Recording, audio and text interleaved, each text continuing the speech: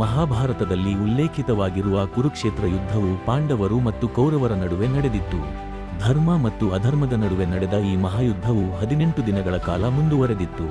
ಮೊದಲನೇ ದಿನವು ಅತ್ಯಂತ ಮಹತ್ವಪೂರ್ಣವಾಗಿತ್ತು, ಏಕೆಂದರೆ ಈ ದಿನವೇ ಎರಡೂ ಸೈನ್ಯಗಳು ಪರಸ್ಪರ ಎದುರು ನಿಂತು ಯುದ್ಧ ಪ್ರಾರಂಭವಾಗುವುದಕ್ಕೂ ಮುನ್ನ ಕುರುಕ್ಷೇತ್ರದ ಭೂಮಿಯಲ್ಲಿ ತೀವ್ರವಾದ ಭಾವನಾತ್ಮಕ ಕ್ಷಣಗಳು, ತಾತ್ವಿಕ ಚರ್ಚೆಗಳು ನಡೆದವು.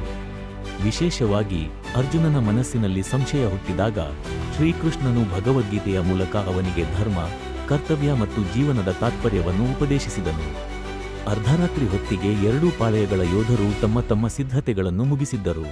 ಬೆಳಿಗ್ಗೆ ಹುರುಳಿದಾಗ ಭೀಷ್ಮ, ದ್ರೋಣ, ಕೃಪಾಚಾರ್ಯ ಮತ್ತು ಕರ್ಣ ಮೊದಲಾದ ಪ್ರಮುಖ ಯೋಧರು ಕೌರವರ ಪರ ಇದ್ದರೆ, ಪಾಂಡವರ ಪಕ್ಕದಲ್ಲಿ ದ್ರುಪದ, ಶಿಖಂಡಿ, ದೃಷ್ಟದ್ಯುಮ್ನ, ಭೀಮ, ಅರ್ಜುನ ಮೊದಲಾದವರು ಸಿದ್ಧಗೊಂಡರು. ಮೊದಲನೇ ದಿನ ಬೆಳಗಿನ ದಿನದೊಂದಿಗೆ ಯುದ್ಧ ಕೋಲಾಹಲ ಆರಂಭವಾಯಿತು. ಕೌರವರು ತಮ್ಮ ಸೇನೆಯ ನಾಯಕರಾದ ಭೀಷ್ಮರನ್ನು ಮುಖ್ಯಸ್ಥನಾಗಿ ನೇಮಕ ಮಾಡಿದರು. ಪಾಂಡವರ ಪಾಳೆಯದ ಮುಖ್ಯಸ್ಥನಾಗಿ ದೃಷ್ಟದ್ಯುಮ್ನನು ನೇಮಕಗೊಂಡನು. ಯುದ್ಧದ ಮೊದಲು ಭೀಷ್ಮನು ತನ್ನ ರಥವನ್ನು ಮುಂಚೂಣಿಗೆ ನಿಲ್ಲಿಸಿ ಪಾಂಡವರ ಸೇನೆಯ ಮೇಲೆ ಭೀಕರವಾದ ದಾಳಿಯನ್ನು ನಡೆಸಿದನು. ಭೀಷ್ಮನ ಪ್ರಭಾವದಿಂದ ಪಾಂಡವರ ಸೇನೆಯಲ್ಲಿ ಆತಂಕ ಉಂಟಾಯಿತು. ಅವರ ಬಾಣಗಳ ಮಳೆ ಪಾಂಡವರ ಅನೇಕ ಯೋಧರನ್ನು ಕಳೆದುಕೊಂಡಿತು.